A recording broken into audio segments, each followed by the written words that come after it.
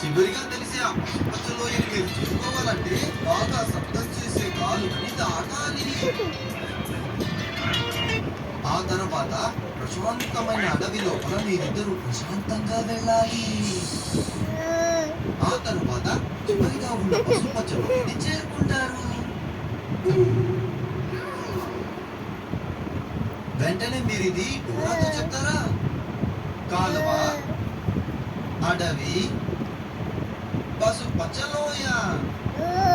నాతో మీరు చెప్తారా? కాలువ, అడవి, పసుపచ్చ లోయ. కాలువ, అడవి, పసుపచ్చ లోయ.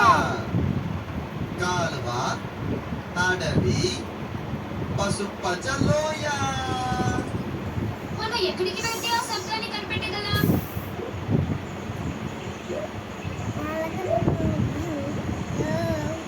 కాలువ, అడవి, ఆ పసుపచ్చని లోయ.